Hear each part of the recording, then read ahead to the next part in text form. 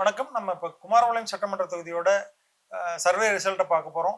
நாமக்கல் மாவட்டத்தில் 97வது தொகுதியாக உள்ளது இந்த குமாரபாளையம் சட்டமன்ற தொகுதி. இந்த தொகுதி வந்து மறுசீரமைப்பு பண்ணும்போது திருச்செங்கோட்டிலேருந்து பிரித்து இந்த பிரிக்கப்பட்டது. இது விசைத்தறி தொழிலுக்கு பெயர் பெற்ற ஒரு நகரமாக இருக்குது.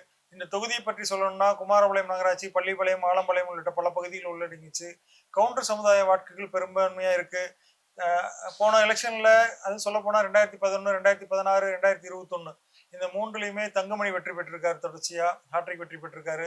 இதுல வந்து அதிமுக இருந்து தங்கமணி பெற்ற வாக்குகள் 1,08,800 வாக்குகள் பெற்றிருந்தாரு. வெங்கடாஜலம் திமுகல வந்து பாத்தீங்கன்னா 69,154 வாக்குகள் பெற்றிருந்தாரு போன எலெக்ஷன்ல. குமரபாளையம் சட்டமன்ற தொகுதியில கிட்டத்தட்ட ஒரு 750 பேர்கிட்ட வந்து நாங்க கருத்து கணிப்பு எடுத்திருக்கோம். அதுல வந்துட்டு 57.3% பேர் ஆண்களும் 42.7% பேர் பெண்களும் சொல்லியிருக்காங்க. இதுல வந்து வயது வரம்பு பார்த்தோம்னா 18ல இருந்து 25 வயசுக்குள்ளவங்க 14%, 26ல இருந்து 35% 19.5%, 36ல இருந்து 45 வயசுக்குள்ளவங்க 30% இருக்காங்க. அடுத்தது பார்த்தீங்கன்னா எபோவ் 60, அதாவது 60 வயசுக்கு மேல உள்ளவங்க 8.1% நமக்கு வந்து கருத்து கணிப்பு கொடுத்துருக்காங்க. 46 இருந்து 60க்குள்ள உள்ளவங்க 28.2% கொடுத்துருக்காங்க. அடுத்தபடியா அவங்களோட கல்வி தகுதிகளை வச்சு கேட்டகரைஸ் பண்ணியிருக்கோம். அதுல பள்ளி படிப்பு முடிச்சவங்களோட சதவீதம் 36.1ஆகவும், பட்டய படிப்பு படிச்சவங்களோட சதவீதம் வந்து 4.8ஆகவும், இளங்கலை அல்லது முதுகலை படிச்சவங்களோட சதவீதம் வந்து 3.4ஆகவும், படிக்க தெரியாது அப்படின்றவங்களோட சதவீதம் வந்து 55.8ஆகவும் இருக்கு. தொழில் பார்த்தீங்கன்னா பெரும்பான்மையா சொல்லியிருக்கிறது வந்து பார்த்தீங்கன்னா தினக்கூலி தான் சொல்லியிருக்காங்க. ஏன்னா இது விசைத்தறி உள்ள விசைத்தறி தொழில் அதிகமாக இருக்க இடத்துல இருக்கிறதுனால இதோட 39% பேர் வந்து தினக்கூலின்னு தான் சொல்லியிருக்காங்க. விவசாயம் பார்த்தீங்கன்னா 24.7% சொல்லியிருக்காங்க. தனியார் ஊழியர்கள்னு சொல்லி அதையும் இந்த விசைத்தறி கணக்கில் தான் வரும்னு தோணுது. அதுக்கான ஊழியர்கள் கிளரிக்கல் போஸ்ட் அந்த மாதிரி மாறி மாறி இருப்பாங்க. அவங்க பார்த்தீங்கன்னா 12.7% சொல்லியிருக்காங்க. சுய வேலை வாய்ப்புன்னு சொல்லி பார்த்தீங்கன்னா கிட்டத்தட்ட 17.3% சொல்லியிருக்காங்க. மற்ற கேட்டகரியில இருந்து 4% சொல்லியிருக்காங்க. அடுத்தது அவங்க வசிக்கிற இடத்தை வச்சு கேட்டகரைஸ் பண்ணியிருக்கோம். அதுல வந்து கிட்டத்தட்ட 91% வந்து கிராமத்தை சேர்ந்தவங்களாகவும், வெறும் வந்து 9% பேர் மட்டுமே நகரத்தை சேர்ந்தவங்களாகவும் இருந்திருக்காங்க. குமாரபாளையம் வந்து தொழில் வளமிக்க இடங்கிறதுனாலையும், நிறைய ஃபேக்டரிஸ், நிறைய விசைத்தறி இருக்கிறனாலையும் கிராம நகரத்துக்குள்ள கருத்து கணிப்பு எடுக்கிறது மிக சிரமமா இருந்துச்சு. யாரும் வீட்டில் இல்லை, எல்லாரும் வேலைக்கு போயிடுறாங்க. ஸோ நகரத்துல இருந்து எங்களால் அந்த டேட்டா கலெக்ட் பண்ணவே முடியல. பள்ளிப்பாளையமாகட்டும், சுற்று வட்டாரங்களாகட்டும், முடிந்த வரை பார்த்தீங்கன்னா நகரத்துக்குள்ள எங்களால் யாரையுமே பெருசாக அப்ரோச் பண்ணி எடுக்க முடியல. ஸோ அந்த கருத்து கணிப்புகள்லாம் நிறைய மாறுதலுக்கு உட்பட்டதாக இருக்குன்னு தோணுது. ஏன்னா ஒரு கருத்து கணிப்புங்கிறது எல்லா வயசுலையும் சமமாக இருக்கணும், எல்லா படிப்பு வகையிலையும் சமமாக இருக்கணும், கிராமம் நகரம் இது எல்லாமே சமமாக இருந்தால் தான் ஒரு கருத்து கணிப்புங்கிறது 100% சரியாக அமையுங்கிறது எங்களோட கருத்தும் கூட. உண்மையும் அதுதான். ஆனால் எங்களால் வந்து எடுக்க முடியலைங்கிறதுக்கு நிறைய பிரச்சனைகள் ப்ராக்டிக்கலாக நிறைய டிஃபிகல்ட்டாக ஃபேஸ் பண்ணுறது மாதிரி ஆயிடுச்சு. அதனால் நாங்கள் வந்து எங்களுக்கு என்ன தெரியுதோ, எங்களுக்கான கருத்துக்கள் கிடைச்சதோ அதை அப்படியே எடுத்து உங்கள் பார்வைக்கு நாங்கள் கொண்டு வந்து வச்சுருக்கோம். இதில் உள்ள குறை நிறைகளை நம்ம வந்து எப்படி சரி பண்ணுறதுங்கிறது அடுத்த கருத்து கணிப்பில் தான் நம்ம சரி பண்ண முடியும். எங்களுக்கு இது ஒரு பாடமாக தான் நாங்கள் அதை செஞ்சிட்ருக்கோம். அடுத்தபடியா உங்க பேர் ஓட்டர் லிஸ்ட்ல இந்த தடவை இருக்கா அப்படின்னு கேட்டதுக்கு எல்லாருமே அவங்க பேர் ஓட்டர் லிஸ்ட்ல இருக்குன்னு சொல்லியிருக்காங்க. அதே மாதிரி போன எலெக்ஷன்ல நீங்க ஓட்டு போட்டீங்களா அப்படின்னு கேட்ட கேள்விக்கும் எல்லாருமே வந்துட்டு போன எலெக்ஷன்ல ஓட்டு போட்டோம்னு சொல்லியிருக்காங்க. அதே மாதிரி இந்த எலெக்ஷன்லயும் எல்லாரும் ஓட்டு போடுவீங்களா அப்படின்னு கேட்ட கேள்விக்கும் எல்லாருமே என்ன சொல்லியிருக்காங்கன்னா இந்த டைம் கன்ஃபார்ம் நாங்க ஓட்டு போடுவோம் அப்படின்ற மாதிரிதான் வந்து இந்த குமரபாளையம் சட்டமன்ற தொகுதியில சொல்லியிருக்காங்க. நீங்க யாருக்கு ஓட்டு போடுறீங்க முடிவு பண்ணிட்டீங்களான்னு கேட்ட கேள்விக்கு ஆல்மோஸ்ட் எல்லாருமே முடிவு பண்ணிட்ட மாதிரி தான் சொல்லியிருக்காங்க. இல்லைன்னு சொல்லிட்டு பார்த்தீங்கன்னா உங்களுக்கு 2% தான் சொல்லியிருக்காங்க. இன்னும் முடிவு செய்யலன்னு சொல்லவங்க 2% தான் சொல்லியிருக்காங்க. நீங்க எல்லாருமே ஓட்டு போடுறது யாருக்குன்னு முடிவு பண்ணிட்டு தான் சொல்லியிருக்காங்க. நீங்க ஓட்டு போடும்போது யாருக்கு முக்கியத்துவம் தருவீங்கன்னு பார்த்தீங்கன்னா வேட்பாளருக்குன்னு சொல்லி 54% பேர் சொல்லியிருக்காங்க. கட்சிக்குன்னு சொல்லி 21% பேர் சொல்லியிருக்காங்க. தேர்தல் கட்சி கொள்கைக்கு தான் அப்படின்னு சொல்றாங்கன்னா அது வந்து 18% சொல்லியிருக்காங்க. இது கருத்து எதுவும் தெரிவிக்காதவங்க 8% இருக்காங்க. அடுத்தபடியா தமிழக முதலமைச்சரோட இந்த 5 ஆண்டு செயல்பாடு எப்படி இருக்குன்னு நாங்க ஒரு கேள்வி எழுப்பியிருந்தோம்.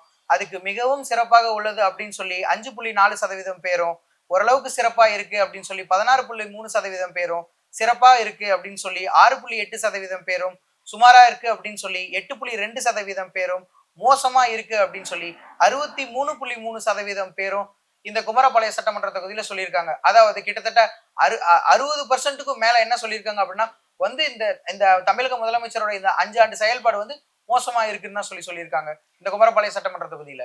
குமாரபாளையம் சட்டமன்ற தொகுதிக்கு ஓரளவுக்கு எல்லா திட்டங்களும் ஓரளவுக்கு போய் சேர்ந்திருக்குன்னு சொல்லலாம். ஆனா தங்கமணி வந்து நிறைய திட்டங்களை முன்னாடி செஞ்சிருக்காரு, இதுக்கு முன்னாடி செஞ்சிருக்காரு. அதை கம்பேர் பண்ணும்போது முதலமைச்சரோட செயல்பாடு சரியில்லைங்கிற மாதிரி கூட ஒரு கருத்து வரதா சொல்றாங்க. நிறைய விஷயங்கள் தொகுதியில பேசியிருக்கோம், இதுல பேசியிருக்கோம். டீட்டெயிலாக இதில் சொல்ல முடியாது, கருத்து கணிப்புங்கிறதால டீட்டெயிலாக சொல்ல முடியாது. இது சம்மந்தமாக அடுத்த வீடியோ நம்ம போடும்போது அதில் என்னென்ன பிரச்சனைகள் இருந்தது, ஏன் வந்து முதலமைச்சருக்கு இவ்வளோ இந்த இடத்துல பேட் ஒப்பீனியன் வந்திருக்கு அப்படிங்கிறத நம்ம டீட்டெயிலாக நம்ம எடுத்து வச்சிருக்கோம். அதை நம்ம ஒரு தனி வீடியோவை நம்ம பேசலாம்னு சொல்லிட்டு இருக்கோம். அடுத்த கேள்வியா, உங்க தொகுதியில உங்க எம்எல்ஏவோட செயல்பாடுகள் எப்படி இருக்கு அப்படின்னு கேள்வி எழுப்பியிருந்தோம். அதுல வந்துட்டு கிட்டத்தட்ட ஒரு 65.3% பேர் வந்து மிகவும் சிறப்பாக உள்ளது அப்படின்னு சொல்லியிருக்காங்க. 11.6% பேர் ஓரளவுக்கு சிறப்பா இருக்குன்னு சொல்லியிருக்காங்க. அதே மாதிரி சிறப்பா இருக்கணும் 11.6% பேர் சொல்லியிருக்காங்க. சுமாரா இருக்குன்னு 4.8% பேர் சொல்லியிருக்காங்க. மோசமா இருக்குன்னு சொல்லி வெறும் 6.8% பேரே சொல்லியிருக்காங்க. அதாவது அதே தமிழக முதலமைச்சரோட எப்படி 60% மேல மோசமா இருக்குன்னு சொன்னாங்களோ, அதே மாதிரி அந்த தொகுதி எம்எல்ஏவோடது வந்து ரொம்ப நல்லா இருக்குன்னு சொல்லி, அதே மாதிரி 60% மேல ரொம்ப நல்லா இருக்குன்னு சொல்லியிருக்காங்க. இல்ல மிதன், இது 60% நம்ம சொல்றது தவறு. ஏன்னா மிகவும் சிறப்பா இருக்குன்னு 66% சொல்லியிருக்காங்க, ஓரளவுக்குன்னு 11.6 சொல்லியிருக்காங்க, சிறப்புன்னு 11.6 சொல்லியிருக்காங்க. கிட்டத்தட்ட 90 80% 85% வந்து தங்கமணியோட செயல்பாடு நல்லா இருக்குன்னு சொல்லியிருக்காங்க. இது வந்து நிச்சயமா அவருக்கு ஒரு நல்ல பேரை ஏற்படுத்தி கொடுத்துருக்குன்றதுதான் இதன் மூலியமா தெரிய வருது. முதலமைச்சருக்கு வந்து எல்லாருமே சரியில்லைன்ற மாதிரி சொல்லியிருக்காங்க. அதே மாதிரி கவர்மெண்ட் செயல்பாடுகள் வந்து பாத்தீங்கன்னா அதுல வந்து நல்லா இருக்குன்னு சொல்லியிருக்காங்க. அது எப்படி சொல்றாங்கன்னு தெரியல. முதலமைச்சரோட செயல்பாடு சரியில்லை, ஒரு எம்எல்ஏவோட செயல்பாடு நல்லா இருக்குன்றாங்க. கவர்மெண்டோட செயல்பாடுகளும் ஓரளவுக்கு நல்லா இருக்குன்னு சொல்றது பாத்தீங்கன்னா மிகவும் நன்றாக இருக்கிறதுங்கிறது 62% சொல்லியிருக்காங்க, 62% சொல்லியிருக்காங்க. ஓரளவுக்குன்னு பாத்தீங்கன்னா 16.2% சொல்லியிருக்காங்க. சிறப்பா இருக்குன்னு பாத்தீங்கன்னா 6% சொல்லியிருக்காங்க.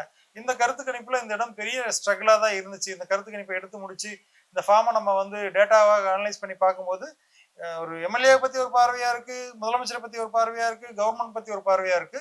இது நிச்சயமா அது வந்து என்னன்னு சொல்லி இந்த பிரச்சனைகளை என்னன்னு களையப்பட வேண்டிய ஒரு விஷயமா தான் இருக்கு. அடுத்து உங்க தொகுதியில அரசு நலத்திட்டங்கள் கிடைச்சுதா அப்படின்ற முழுமையாக கிடைச்சுதா அப்படின்ற கேள்விக்கு வந்து கிட்டத்தட்ட ஆம் அப்படின்னு சொல்லி 20.4% பேரும், இல்லைன்னு சொல்லி 22.5% பேரும், ஓரளவுக்கு கிடைச்சிருக்கு அப்படின்னு சொல்லி 57% பேரும் சொல்லியிருக்காங்க. அடுத்ததான் நம்ம உங்க தொகுதியோட முக்கிய பிரச்சனைகள் என்னங்கிற ஒரு அந்த கேட்டகரிக்கு வர்றோம் நம்ம இப்ப. அதுல வந்து ஒரு கேள்வி வந்து வரும் தேர்தலில் மிக முக்கிய பிரச்சனையா எதை நீங்க நினைக்கிறீங்கன்னு கேட்கறதுல விலைவாசி உயர்வுங்கிறதுல 20% பேர் சொல்லியிருக்காங்க. வேலை வாய்ப்புங்கிறது பாத்தீங்கன்னா 16% சொல்லியிருக்காங்க. வேலை வாய்ப்புக்கு அங்கே ஆள் பற்றாக்குறை இருக்கிற இடத்துலயே வேலை வாய்ப்பு வேணும்னு சொல்லி கேட்டிருக்காங்க 16% பேர். இது நிச்சயமா குறிப்பிடத்தகுந்த ஒரு விஷயமா தான் இருக்கு. விவசாயம் வந்து கொஞ்சம் சிரமமா இருக்கு அப்படின்னு சொல்றதுல 8.7% சொல்லியிருக்காங்க. அடிப்படை வசதிங்கிறது அங்கே ஒரு பெரிய பிரச்சனையாவே கருதப்படுது, அதுதான் அதிகமா 22% சொல்லியிருக்காங்க. ஏன்னா குமாரபாளையம் வந்து எல்லாருமே வெளியில இருந்து வந்து அங்க இருக்கிறவங்க தான் அதிகம். அதனாலேயே அந்த தொகுதியோட கருத்து கணிப்புகள் வந்து எதை எடுத்தாலும் அது சரியா வராது. ஏன்னா அவங்க தொகுதிகள் வந்து பாத்தீங்கன்னா த்ரோட் தமிழ்நாடுல இருந்து தான் அங்க வேலைக்கு அதிகப்படியான மக்கள் வந்திருக்காங்க. அவங்களுடைய கருத்துக்கள் வந்து அவங்கவுங்க தொகுதியை ஒட்டி தான் இருக்கும். எல்லாத்துக்கும் இங்க ஓட்டு மாத்திருக்க மாட்டாங்க. இந்த மாதிரி எஸ்ஐஆர்ல நிறைய நிறைய ஓட்டுகள் அதுல இருந்து விளக்கப்பட்டிருக்குன்னு சொல்லி நிறைய குறைபாடுகள் சொன்னாங்க. இந்த தொகுதியில சொன்ன குறைகள்ல அதுவும் ஒரு பெரிய குறையா இருந்துச்சு. நான் வெளியூர்ல இருக்கேன், நான் அங்க இருக்கேன், என்னோட ஓட்டுகளை நீக்கிட்டாங்க, இங்கேயும் சேர்த்த முடியல, அங்கேயும் சேர்த்த முடியல, இது வந்து பெரிய வேலையை விட்டுட்டு என்னால அங்க போக முடியல, என்னோட வாழ்வாதாரம் பாதிக்கும். அதனால வந்து இந்த தொகுதியில் இருக்க நான் ஓட்டுக்கு எஸ்ஐஆர் கப்பெல்லாம் போய் என்னால பண்ண முடியல, எங்க கம்பெனியில லீவு கொடுக்கல, ஃபேமிலியில போனாங்க, இந்த மாதிரி நான் போனேன், எனக்கு நிறைய என்னோட ஃபார்ம் நிராகரிச்சிச்சு. இந்த மாதிரி நிறைய கருத்துக்கள் அங்கே குமாரபாளையம் பகுதியில் நம்ம அதை நம்மளுடைய கருத்து கணிப்பில் தெரிய வந்துச்சு. அதனால அரசு வந்து இதுக்கான அடுத்த முறை வந்து இந்த எஸ்ஐஆர் பணிகள் மறுபடியும் இருந்தாலோ அல்லது இந்த ஓட்டு சேர்த்துறதுக்கு வழி இருந்தாலோ இந்த தொகுதியில் இருக்கவங்களுக்கு சரியானபடி அந்த ஓட்டை வந்து சரி பண்ணி கொடுக்கணும் அப்படிங்கிறத ஒரு வேண்டுகோளாக நம்ம வைக்கிறோம். வர்ற ஆட்சியில் யார் வந்தாலும் அவங்க இதை ஒரு முன்னிட்டு இதை எடுத்து செஞ்சு கொடுக்கணும்னு நம்ம எதிர்பார்க்குறோம். அடுத்தது பார்த்தீங்கன்னா சட்டம் ஒழுங்கையும் சொல்லியிருக்காங்க, அது ஒரு 14% சொல்லியிருக்காங்க. ஊழல்ல வந்து 12% சொல்லியிருக்காங்க. கருத்து தெரிவிக்காதவங்க 6.7% இருக்கிறாங்க. அடுத்தபடியா உங்களுடைய வாக்கு யாருக்குன்னு நம்ம கேட்ட கேள்விக்கு இதுல வந்து பாத்தீங்கன்னா இதுவும் ஒரு நிறைய வித்தியாசமானதா இருக்கு. இல்ல போன தொகுதியில கூட வந்துட்டு அவங்க சொன்ன பர்சன்ஸோட அந்த அந்த லிஸ்ட்ல இருக்கிற அந்த நம்பர்ஸ் தான் கம்மியா இருந்தது. இதுல வந்து ஒவ்வொரு கேள்விக்கும் வந்துட்டு அந்த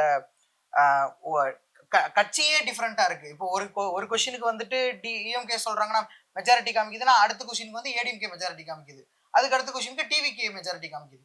ஸோ இது அந்த இதுலயாவது வந்து லைக் பர்சன்டேஜ் வைஸ் அந்த கட்சியோட பர்சன்டேஜ் தான் ஒரு கொஸ்டினுக்குமே வந்து அந்த நம்பர்ஸ் தான் குறைஞ்சதே தவிர யார் ஃபர்ஸ்ட் செகண்ட்ன்றது வந்து போன தொகுதியில வந்து நமக்கு தெரிஞ்சது. ஆனா இந்த தொகுதியில வந்து ஒவ்வொரு கொஸ்டினுக்கும் வெவ்வேறு கட்சி வந்து முன்னிலை பெறாங்க. இது உண்மையாலுமே வித்தியாசமா தான் இருக்கு. இது சர்வேல எடுத்த எரரா இருக்குமோன்றதுல நாங்க திருப்பி திருப்பி கிராஸ் செக் பண்ணோம். சர்வேல எரர் கிடையாது. சொன்னவங்க கிட்ட தான் எரர். ஏன்னு கேட்டீங்கன்னா, ஒருவேளை தெளிவா முடிவு பண்ணாம இருக்கலாம். யாருக்கு போடலாம், இல்ல ஆசிலேஷன்ல இருக்கலாம். என்ன மாரி இலவசங்கள் குடுப்பாங்க, இவங்க எவ்வளவு குடுப்பாங்க, அவங்க என்ன பண்ணுவாங்கன்ற மாரி சில விஷயங்கள் இதுல வந்து இன்டராக்ட் பண்ண ஏதோ குறுக்கிடுதுன்னு நாங்க நெனைக்கிறோம். இதுல சரியா சொல்லப்போனா, குமாரபாளையம் தொகுதிங்கிறது தங்கமணியோட கோட்டை. ஆனா இந்த முறை அந்த கோட்டையில் நிறைய பிரச்சனைகள் இருக்கிறதா தான் கருதுறோம். தங்கமணி அவர்கள் இதுக்கு வந்து கொஞ்சம் சீரும் சிறப்புமா இந்த பிரச்சனைகளை பார்க்கணும்னு தோணுது. அப்பதான் அவரோட கோட்டையை தக்க வச்சுக்க முடியும். இப்போ வந்து இந்த தொகுதியில யார் முன்னிலை பெறுறன்னு பார்த்தீங்கன்னா, திமுக வந்து கிட்டத்தட்ட 44.6% பெற்று முன்னிலை பெறுறாங்க. இது உண்மையிலுமே அதிர்ச்சி தரக்கூடிய விஷயமா இருக்கு. அதிமுகவோட கோட்டையான தங்கமணியோட கோட்டை, அதிமுக கோட்டைன்னு சொல்றதை விட தங்கமணியோட கோட்டைன்னு தான் சொல்லணும். அந்த கோட்டையில சில ஓட்டைகள் விழுந்திருக்க மாதிரி தான் தோணுது. இதுல வந்து ரிசல்ட் படி 44.6% திமுகவுக்கு சொல்லியிருக்காங்க. அதிமுகவுக்கு 22.3% தான் சொல்லியிருக்காங்க. இது வந்து எஸ்ஐஆர் பணியில இந்த ஃபார்ம்லாம் விளக்குனதுனால வந்துச்சா, எதனால வந்துச்சுங்கிறத சரியா அனலைஸ் பண்ண முடியல. தாவேகாக்கு 18.7% இங்கேயும் சொல்லியிருக்காங்க. தாவேகாக்கு 18.7ங்கிறது இந்த தொகுதியை பொறுத்த வரைக்கும் குறைவா தான் இருக்கு. மற்ற தொகுதியை கம்பேர் பண்ணும்போது எங்களோட சர்வேல. நாம் தமிழருக்கு 4.3% சொல்லியிருக்காங்க. பாட்டாளி மக்கள் கட்சிக்கு 0.7% சொல்லியிருக்காங்க. பிற கட்சியை சேர்ந்தவங்க 9.4% சொல்லியிருக்காங்க. இந்த கொஸ்டினுக்கு வந்து கருத்து கணிப்போட நம்பர் வைஸ் பார்த்தோம்னா டிஎம்கேக்கு வந்து 310 பேர் சொல்லியிருக்காங்க. ஏடிஎம்கே வந்து 155 பேர் சொல்லியிருக்காங்க. தமிழக வெற்றி கழகத்துக்கு வந்து 130 பேர் சொல்லியிருக்காங்க. நாம் தமிழர் கட்சிக்கு 30 பேர் சொல்லியிருக்காங்க. பாட்டாளி மக்கள் கட்சி அன்புமணி ராமதாஸ்க்கு 5 பேர் சொல்லியிருக்காங்க. பிற மித்த கட்சிக்கு 65 பேர் சொல்லியிருக்காங்க. 2026 சட்டமன்ற 2026 தேர்தலில் எந்த கட்சி ஆட்சி அமைக்கும் அப்படிங்கிற கேள்விக்கு அதிகப்படியான அதிகப்படியான பர்சன்டேஜ் சொன்னது பார்த்தீங்கன்னா, இதுவும் வித்தியாசமா தான் இருக்கு. இந்த கேள்விகள்ல தமிழக வெற்றி கழகத்துக்கு 32.2% சொல்லியிருக்காங்க. இதுவும் வித்தியாசமான மற்ற கேள்வியிலிருந்து பர்சன்டேஜ் இருந்து வித்தியாசப்படுது. திமுக வந்து 27.4% சொல்லியிருக்காங்க. அதிமுக 22.6% தான் சொல்லியிருக்காங்க. இதுவும் மற்ற எல்லாம் அனலைஸ் பண்ணும்போது என்டையர்லி டிஃப்ரெண்டா இருக்கு. ஏன் இப்படி வருது அப்படிங்கிறத நிச்சயமா எங்களால கண்டுபிடிக்க முடியல. அவங்களே நம்ம திருப்பி கொஸ்டின் பண்ணாலும் நீங்க கேட்ட கேள்விக்கு நாங்க ஆன்சர் பண்ணியிருக்கோம். நீங்க சொல்றதா நாங்க சொல்லணுமாங்கிற மாதிரி திருப்பி ஆர்குமெண்ட்லாம் வந்துச்சு. சரி, இது தேவையில்லாம கருத்து மோதல் இருக்குன்னு சொல்லிட்டு அவங்க சொல்றதை தான் நம்ம ஃபில் பண்ணி வச்சிருக்கோம். மற்றபடி எந்த இதுவும் நம்மளுடைய கருத்துக்கள் எதுவும் இதுல இல்லை. இதுல பிற கட்சி எதுவும் சாராம சொன்னவங்க பாத்தீங்கன்னா எதுக்கும் சொல்ல முடியாதுன்னு சொன்னவங்க 12.3% இருக்காங்க. பாட்டாளி மக்கள் கட்சியில இருந்து பாத்தீங்கன்னா 0.7% இருக்காங்க. நாம் தமிழர்ல பாத்தீங்கன்னா 4.8% இருக்காங்க. அடுத்தது, உங்க தொகுதியில எந்த எம்எல்ஏ ஜெயிப்பாரு, எந்த கட்சி ஜெயிக்கும்னு பாத்தீங்கன்னா அங்கேயும் ஒரு வித்தியாசமான பதில சொல்லி நம்ம குழப்பி விட்டுருக்காங்க. அதிமுகவை சொல்றாங்க 40.7% தங்கமணி ஜெயிப்பாருன்னு சொல்றாங்க. ஆனா ஆட்சி அமைக்கிறதுலயும் சரி, நீங்க யாருக்கு ஓட்டு போடுவீங்கன்னு சொல்றதுலயும் சரி என்டையர் டிஃப்ரெண்டான பதில் வருது. இதை வந்து எங்களை குழப்பறதுக்காக ஒருத்தர்னா சொல்லலாம், எல்லாருமே வித்தியாசமா குழப்பினாங்க. உண்மையாலுமே இந்த குமாரபாளையத்தை பொறுத்த வரைக்கும் கருத்து கணிப்புல நாங்க மிகப்பெரிய குழப்பத்துல தான் நாங்க இருக்கோம் அப்படிங்கிறதையும் உங்களுக்கு சொல்ல விரும்புறோம். அதிமுக 40.7% பெற்று முதலிடத்துல தங்கமணி முன்னிலையில இருக்காரு நம்ம கருத்து கணிப்புல. திமுக 28.9% பெற்று இரண்டாவது இடத்துலையும், டிவிகே வந்து பாத்தீங்கன்னா நியர்பை கிட்ட டிஎம்கே கிட்ட இருக்க சொல்றாங்க 26.7% சொல்றாங்க. நாம் தமிழர் 3% சொல்றாங்க. மற்ற கருத்து தெரிவிக்காதவங்க கொஞ்சம் பேர் தான் மீதி இருக்கவங்க இருக்காங்க. இந்த கருத்து கணிப்புகள் எல்லாமே வந்து மக்களே நினைக்கலாம் இது இவங்களே ஒன்று எழுதி வச்சுட்டு சொல்றாங்களோ பண்றாங்களோ அப்படிங்கிற மாதிரி ஒரு கருத்து கணிப்பு இருக்கும். ஒரு பார்வையாளராக நானும் இந்த வீடியோ பார்த்தேன்னா எனக்கும் அப்படிதான் தோணும்.